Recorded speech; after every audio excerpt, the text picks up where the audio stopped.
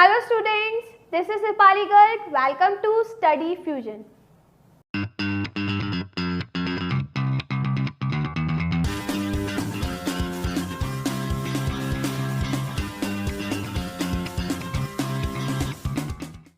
Guys, आज की video में हम पढ़ने वाले हैं two main phases of photosynthesis.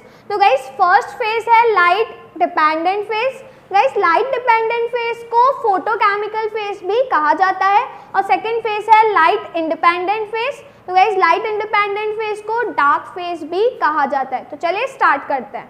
तो चलिए गाइस, अब हम फोटोसिंथेसिस के दोनों फेजेस को एक सिंपल टैबुलर फॉर्म में समझते हैं, ठीक है। तो गाइस, सबसे पहले हम देखते हैं light dependent phase. Guys, light dependent phase को फोटो केमिकल फेज भी कहा जाता है, ठीक है। तो याद रखिए, लाइट डिपेंडेंट फेज को फोटो केमिकल फेज भी कहा जाता है। गाइस, ये जो फेज होता है ये होता है थाइलाकॉइड्स में। कहाँ पर होता है? थाइलाकॉइड्स में। क्लोरोप्लास्ट में जो थाइलाकॉइड्स होते हैं जहाँ पे क्लोरोफिल प्रेजेंट होता है, तो गाइस उस एरिया में होती है लाइट रिएक्शन। गाइस, ये जो लाइट डिपेंडेंट फेज है इसका मतलब कि यहाँ पे लाइट का यूज हो रहा है, तो यहाँ पे इसको कहा जाता है लाइट रिएक्शन, ठीक है। तो गाइस, याद रखिए, ये जो फेज है कहाँ पर होता है? थाइलाकॉइड में। गाइस, फर्स्ट स्टेप में होता है इसका एक्टिवेशन ऑफ क्लोरोफिल।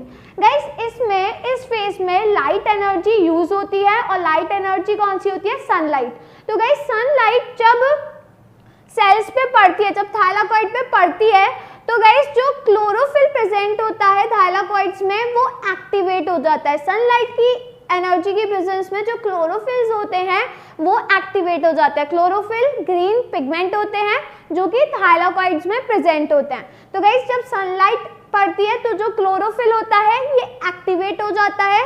गाइस, जब क्लोरोफिल एक्टिवेट हो जाता है तो इसके बाद सेकंड स्टेप होता है splitting of water. Guys, photosynthesis में वाटर यूज होता है, वाटर सॉइल से एब्जॉर्ब होता है। तो सबसे पहले जब सनलाइट क्लोरोफिल पर पड़ती है तो गाइस क्लोरोफिल एक्टिवेट हो जाता है और फिर होता है उसके बाद वाटर का स्प्लिट, मतलब स्प्लिटिंग ऑफ वाटर की जो वाटर के मॉलिक्यूल्स होते हैं वो स्प्लिट हो जाते हैं। तो गाइस, जो वाटर के मॉलिक्यूल है ये स्प्लिट हो जाता है 4H positive plus electron plus oxygen gas में, ठीक है। तो गाइस, यहाँ पे जो एनर्जी यूज होती है टू मॉलिक्यूल्स ऑफ वाटर को स्प्लिट करने के लिए वो यूज होती है 4 फोटॉन्स। गाइस, फोटॉन्स मतलब होता है लाइट एनर्जी। तो यहाँ पे 4 फोटॉन्स यूज होती है एनर्जी टू वाटर के मॉलिक्यूल्स को स्प्लिट करने में। तो गाइस, जो वाटर का मॉलिक्यूल होता है ये स्प्लिट हो जाता है 4H पॉजिटिव प्लस इलेक्ट्रॉन और प्लस ऑक्सीजन गैस में, ठीक है। तो गाइस, इस प्रोसेस को कहा जाता है फोटोलिसिस। गाइस, फोटोलिसिस मतलब स्प्लिटिंग ऑफ वाटर, ठीक है, in the presence of light energy. तो गाइस, इस प्रोसेस को कहा जाता है फोटोलिसिस, ठीक है। अब गाइस देखिए, इसको हम एक टेबुलर फॉर्म में समझते हैं। लाइट एनर्जी की प्रेजेंस में जो वाटर होता है ये स्प्लिट हो जाता है। तो गाइस, जो वाटर स्प्लिट हुआ वो किस में स्प्लिट हुआ? ऑक्सीजन में, H में और इलेक्ट्रॉन में। गाइस, जो ऑक्सीजन का यहाँ मॉलिक्यूल है यहाँ पे क्या होगा? 2 ऑक्सीजन के जो एटम है ये मिलके क्या बना लेंगे? ऑक्सीजन का मॉलिक्यूल बना लेंगे। और गाइस, ये जो ऑक्सीजन का मॉलिक्यूल होगा ये बाहर की साइड निकल जाएगा एटमॉस्फेयर में, गिवन आउट, क्योंकि आपको पता है कि फोटोसिंथेसिस रिएक्शन में ऑक्सीजन गैस बाहर निकलती है। तो गाइस, जो ऑक्सीजन गैस है वो बाहर निकल जाएगी एटमॉस्फेयर में। कुछ ऑक्सीजन गैस को प्लांट फोटो रेस्पिरेशन के प्रोसेस में यूज कर लेते हैं, बाकी की जो ऑक्सीजन गैस होती है वो एटमॉस्फेयर में रिलीज हो जाती है, ठीक है। तो गाइस, ये तो हो गया ऑक्सीजन का। अब दूसरी चीज, वाटर किस में टूटा? H में, हाइड्रोजन के आयंस में। तो गाइस, यहाँ पे क्या होगा? और यहाँ पे इलेक्ट्रॉन में टूटा। तो गाइस, अब ध्यान से देखिएगा। गाइस, यहाँ पे क्या होगा? NADP। गाइस, NADP होते हैं निकोटिनामाइड एडेनाइन डाइन्यूक्लियोटाइड फॉस्फेट, ये इसकी फुल फॉर्म होती है। तो गाइस, यहाँ पर H आयन, इलेक्ट्रॉन और NADP ये तीनों आपस में कंबाइन करेंगे और यहाँ पे क्या फॉर्म हो जाएगा? NADPH। गाइज यहाँ पे ये रिएक्शन ऐसे होगी, NADP positive plus electron plus H। तो गाइज यहाँ पे फॉर्म हो जाएगा ये NADPH, ठीक है। यहाँ पे क्या फॉर्म हो जाएगा, NADPH, यहाँ पे हो जाएगा ये H पॉजिटिव। तो गाइज यहाँ पे आप देख सकते हो NADP इलेक्ट्रॉन और हाइड्रोजन की प्रेजेंस में ये किस में कन्वर्ट हो गया, NADPH, ठीक है। तो गाइज ये पूरी रिएक्शन होती है इसकी। गाइज जो NADP होता है इसकी फुल फॉर्म होती है निकोटिनामाइड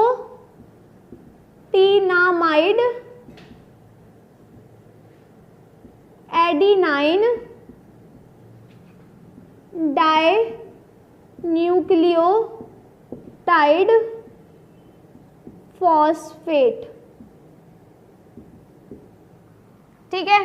गाइस इसकी फुल फॉर्म होती है निकोटिनामाइड एडिनाइन डाइन्यूक्लियोटाइड फॉस्फेट। तो ये गाइस जो फुल फॉर्म है ये पूछी जाती है, फुल फॉर्म याद रखिएगा NADP की, ठीक है। तो गाइस यहाँ पर NADP किस में कन्वर्ट हो गया, NADPH में, ठीक है। अब गाइस जो इलेक्ट्रॉन है, अब देखिए क्या होगा, यहाँ पर इसके अंदर ADP प्रेजेंट होगा।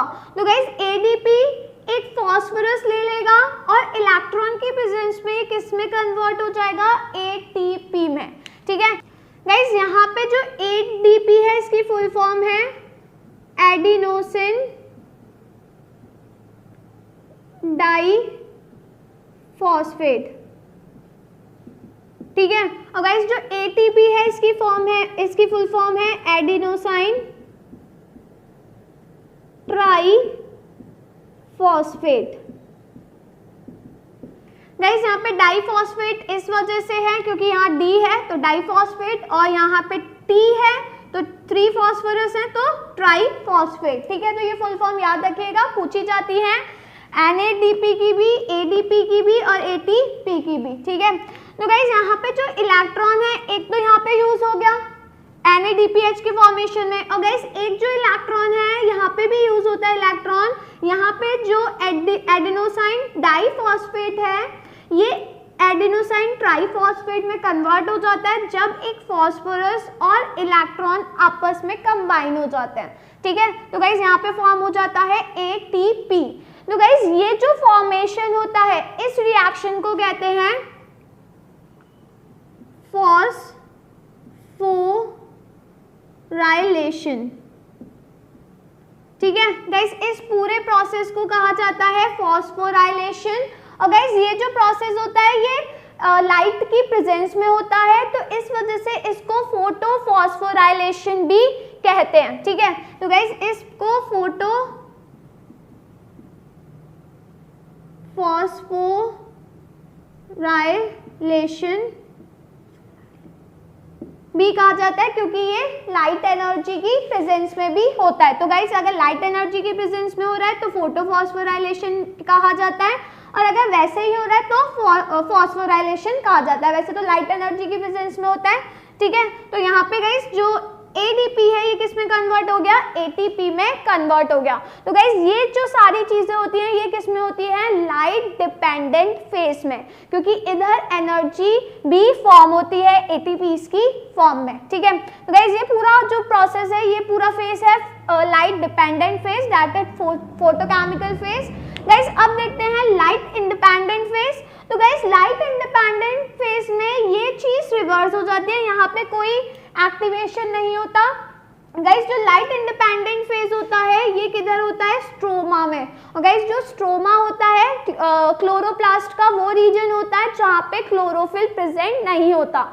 जो मैट्रिक्स वाला रीजन होता है जहाँ पे फ्लूइड भरा हुआ होता है उसको हम कहते हैं stroma.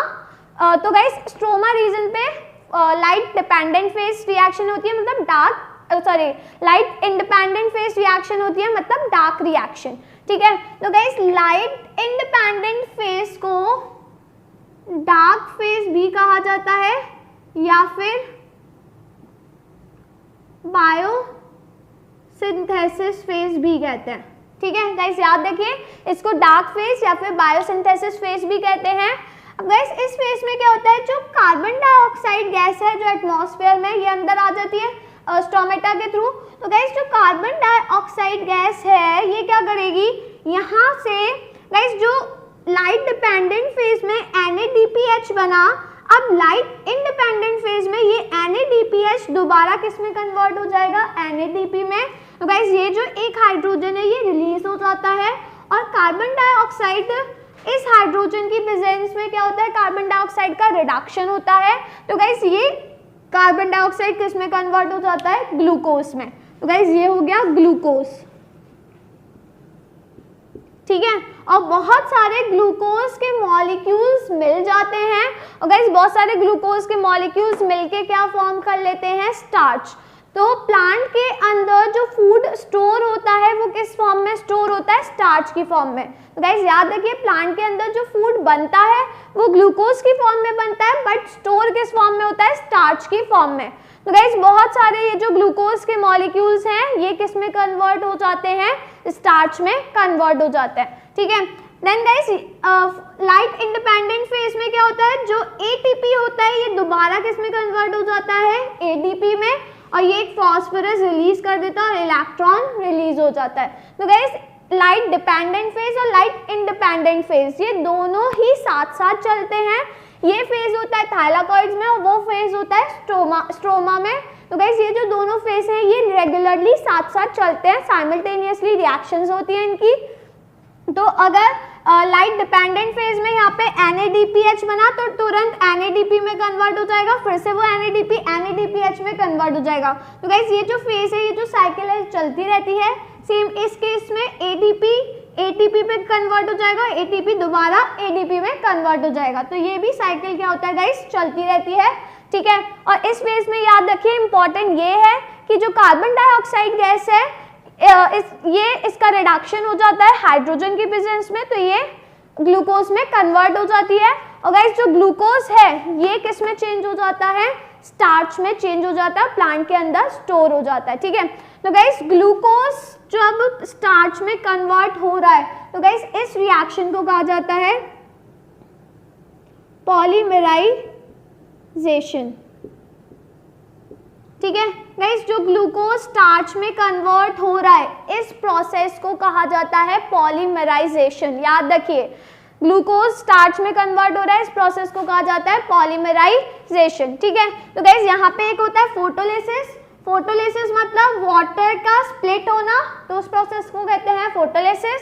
Then guys polymerisation, and एक होता है फॉस्फोराइलेशन या फिर फोटोफॉस्फोराइलेशन।